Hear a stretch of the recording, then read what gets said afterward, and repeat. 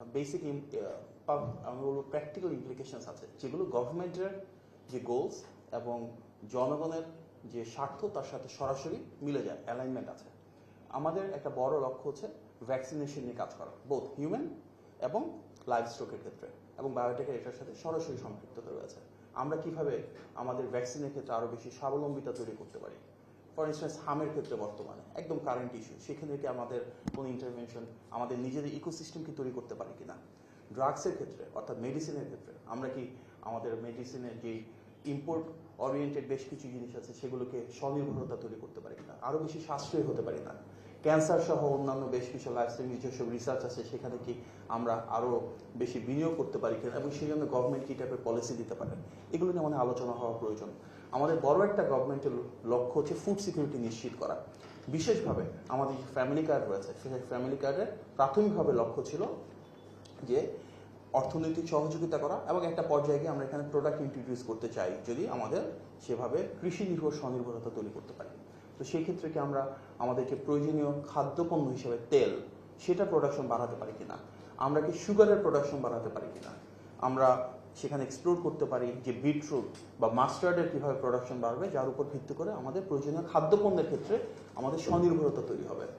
তো এক্ষেত্রে আমাদের সার্টেন কিছু ভিশন আছে সরকারের দিক থেকে, বা সেই ভিশনগুলোকে ম্যাটেরিয়ালাইজ কীভাবে করবো, সেগুলোকে আমরা প্র্যাকটিক্যালি কানেক্টিভিটি কীভাবে তৈরি করবো, তার জন্য আপনারা যারা সাবজেক্ট এক্সপার্ট রয়েছেন আপনাদের ভূমিকা অনেক বেশি।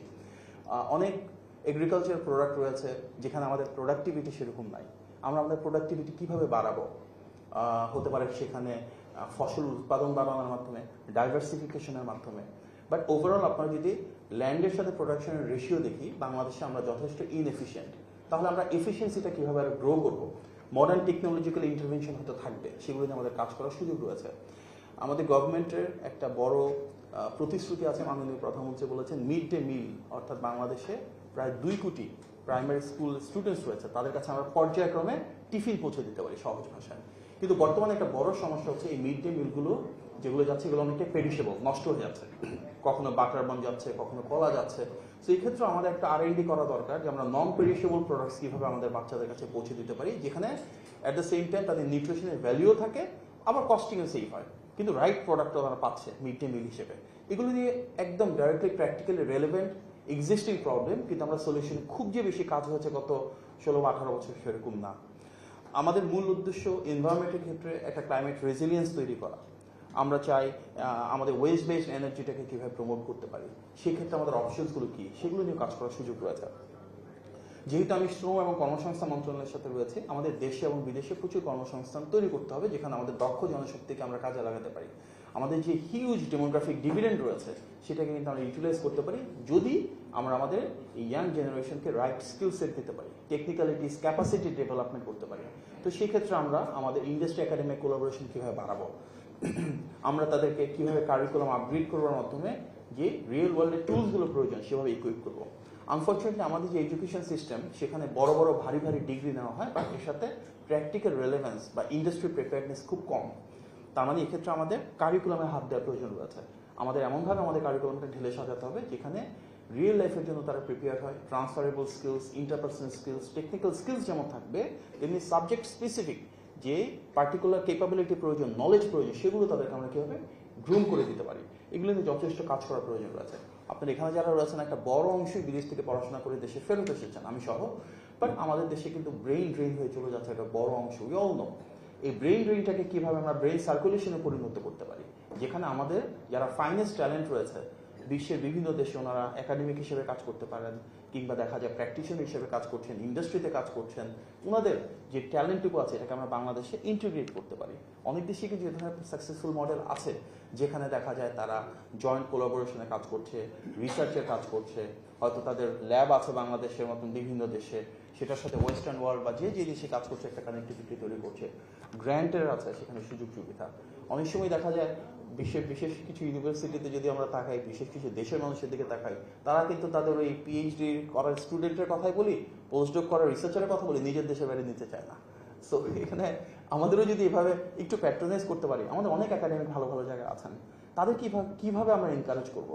বাংলাদেশে ওনারা আসবেন, হতে পারে সেটা সামার স্কুলে ছোট্ট একটা কোর্স নিয়ে যেতে পারেন, হতে পারে আমরা আমাদের লোকাল ল্যাবের সাথে ওনাদের যে বিদেশি ল্যাব আছে সেটার ভিতরে একটা R&D কোলাবোরেশনের ব্যবস্থা করতে পারি।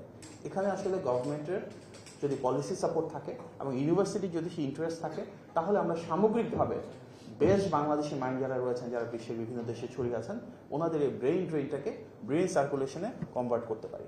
আমাদের রিসার্চের মূল উদ্দেশ্য হওয়া উচিত আসলে প্রবলেম সলভিং। অবশ্যই ফান্ডামেন্টাল রিসার্চ তো হবেই, কিন্তু এর সাথে বাংলাদেশের মতন দেশগুলোতে অ্যাপ্লিকেশন বেসড রিসার্চও হওয়া উচিত, যে আমাদের সমাজে বিদ্যমান সমস্যা কি, সেই সমস্যার সমাধানের জন্য আমাদের কী কী উদ্যোগ গ্রহণ করতে হবে। আমাদের রিসার্চ কাউন্সিল নিয়ে কিছু প্ল্যান আছে। ইউজিসি চেয়ারম্যান সাহেব এখানে আছেন, এসডিকে প্রিন্সিপাল কোঅর্ডিনেটর আছেন, এখানে ওনারা ভালো ভূমিকা রাখতে পারেন যে আমরা ইউকের আদলে কীভাবে রিসার্চ সেন্টার তৈরি করতে পারি বিভিন্ন স্ট্রিমের, এবং তার মাধ্যমে আমাদের বিদ্যমান সমস্যাগুলো কীভাবে সমাধান করতে পারি। ইন্ডাস্ট্রি একাডেমির কোলাবোরেশনের ক্ষেত্রে আমাদের ইকোসিস্টেম তৈরি করতে হবে। আনফর্চুনেটলি বিশ্বের সব দেশের সাথে তুলনা করলে বাংলাদেশের বড় সমস্যা হচ্ছে এই লিঙ্কেজটা আমরা তৈরি করতে পারছি না। এক্সাম্পল হিসাবে অনেক জায়গায় দেখা যায় বেসিক আছে, hi tech park, software park, economic zone, EPZ, অভাব নাই ডিফারেন্ট ইন্ডাস্ট্রি ক্লাস্টারে। কিন্তু এই ইন্ডাস্ট্রি ক্লাস্টারগুলোর সাথে লোকাল যে ইউনিভার্সিটিগুলো আছে, রিসার্চ ইনস্টিটিউটগুলো আছে, পাবলিক ইনস্টিটিউটগুলো আছে, তার কোনো ধরনের সিনার্জিস নাই। কিন্তু হওয়া উচিত কি, লোকাল ডিমান্ড এবং সাপ্লাই যদি আমরা ব্রিজ করতে চাই এমপ্লয়মেন্টের ক্ষেত্রে, তাহলে অবশ্যই হিউম্যান রিসোর্সের ডেভেলপমেন্টের পুলটা এবং ইন্ডাস্ট্রিটার ভিতরে একটা পর্যায়ে একটা অ্যালাইনমেন্ট থাকা প্রয়োজন। আমরা সেই অ্যালাইনমেন্টটা তৈরি করতে যাচ্ছি।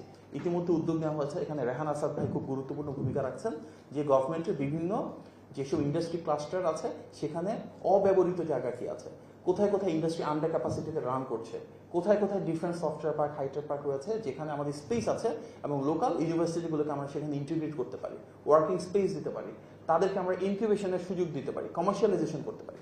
আমাদের আজকে এই ডিএনএ ডেতে কিন্তু খুব সহজে হয়তো গভর্নমেন্টের থেকে উদ্যোগ নিলে পরবর্তী সময় আমরা আইডিয়া জেনারেশনে কম্পিটিশন করতে পারি, সায়েন্স ফেয়ার করতে পারি। অনেকে ব্রিলিয়ান্ট আইডিয়া আছে, বাট সিড ফান্ডিং পাচ্ছে না, ছোট ছোট গ্রান্ট পাচ্ছে না।